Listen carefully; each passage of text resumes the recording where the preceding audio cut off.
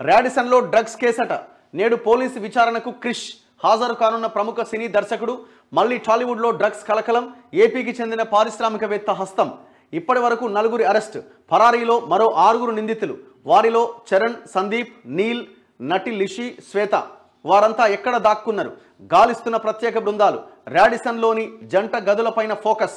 Drugs పార్టీలన్నీ వాటిలోనే అట. అంటే ఒక 2 గదులు ఉన్నాయట. ఆ 2 గదుల్లోనే దందా అంతా నడుస్తుందట. ఇప్పుడు ఈ డైరెక్టర్ క్రిష్ పేరు వినబడతా ఉన్నది. మరి ఏం చేసిండో పెద్ద మనిషి. ఇగో ఈయన క్రిష్. రాడిసన్ హోటల్లో డ్రగ్స్ వ్యవహారంలో సినీ దర్శకుడు జాగర్లమూడి క్రిష్ బుధవారం పోలీసుల విచారణకు హాజరు కాబోతున్నారు. ప్రధాన నిందితుడు వివేకానంద వాంగ్మూలం మేరకు పోలీసులు క్రిష్ పేరును ఎఫ్ఐఆర్లో చేర్చారు. ఈ నేపథ్యంలో దర్యాప్తు అధికారులు మంగళవారం క్రిష్తో ఫోన్లో మాట్లాడారు. విచారణకు హాజరు కావాలని, ఈ కేసు దర్యాప్తునకు సహకరించాలని కోరారు. అయితే తాను బయట ఉన్నాను అని, బుధవారం విచారణకు వస్తానని క్రిష్ చెప్పినట్లు సైబరాబాద్ పోలీస్ కమిషనర్ మహంతి తెలిపారు. క్రిష్ను విచారిస్తాం.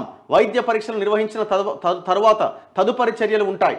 ఇప్పటి వరకు క్రిష్ ఈ కేసులో అనుమానితుడు మాత్రమే. నేరం చేశారా లేదా అనేది తేలాల్సి ఉన్నది అని ఆయన వివరించారు. ఈ కేసులో ఏపీకి చెందిన ప్రముఖ పారిశ్రామికవేత్త ఒకరు ఉన్నట్టుగా సమాచారం. గతంలో రాడిసన్లో జరిగిన డ్రగ్స్ పార్టీల్లో ఆయన పాల్గొన్నట్లు పోలీసులు అనుమానిస్తున్నారు. అయితే దర్యాప్తు అధికారులు ఈ విషయాన్ని ఇంకా ధృవీకరించలేదు. క్రిష్తో పాటు లిషి గణేష్ పేర్లు కూడా వెలుగులోకి రావడంతో తాజా ఘటన మరోసారి టాలీవుడ్ను ఉలిక్కిపడేలా చేసింది. పరారీలో ప్రముఖులట. ఈ కేసులో మొత్తం 10 మంది ఉన్నట్లు ఎఫ్ఐఆర్ స్పష్టం చేస్తుండగా వివేకానంద, అతనికి డ్రగ్స్ సరఫరా చేసే అబ్బాస్, కేదార్, నిర్భయలను పోలీసులు అరెస్ట్ చేశారు. కేదార్, నిర్భయలకు నార్కోటిక్స్ పరీక్షలు నిర్వహించగా పాజిటివ్ అని తేలినట్లు మాదాపూర్ డీసీపీ వినీత్ తెలిపారు. మిగతా 6 పరారీలో ఉన్నారు. వీరంతా నగరంలోనే ఉన్నారా అనే దానిపైన పోలీసులు దృష్టి సారించారు. వీరిలో క్రిష్తో పాటు సెలబ్రిటీలు శ్వేత, నీల్, సినీ నటి లిషి, సందీప్, రఘుచరణ్ ఉన్నారు. వీరిని పట్టుకునేందుకు గచ్చిబౌలి ఎస్ఓటీ పోలీసులతో ప్రత్యేక బృందాలు ఏర్పాటు చేసినట్లు డీసీపీ చెప్పారు. వారు డ్రగ్స్ తీసుకున్నారా లేదా అనే దాన్ని బట్టి కేసు దర్యాప్తులో పురోగతి ఉంటుందని వివరించారు.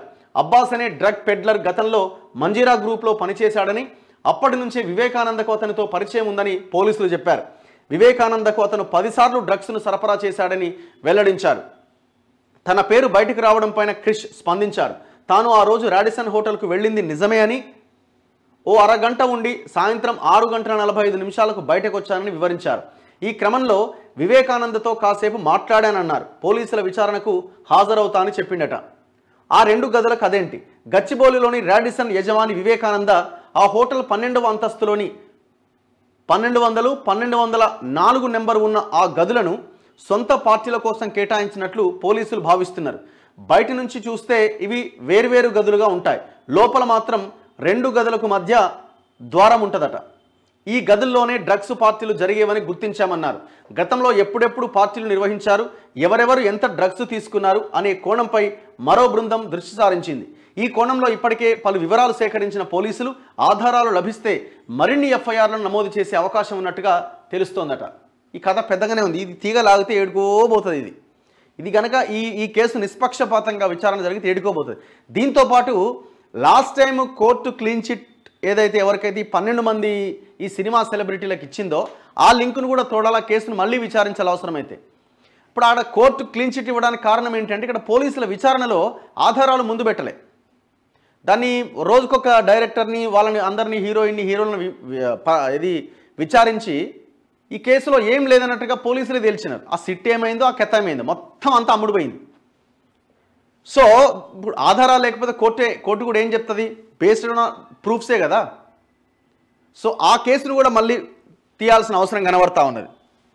ఇప్పుడు కూపీ లాగితే మరి ఏడిదాకా కదులుతుంది. బీఆర్ఎస్లో ఉన్నోళ్ళు ఏమన్నా మాజీ మంత్రులు, నేనే ముఖ్యమంత్రి, నేనే అముదును ముఖ్యమంత్రి అనుకున్న వాళ్ళు కూడా ఏమైనా బయటపడే అవకాశం ఉంటుందేమో.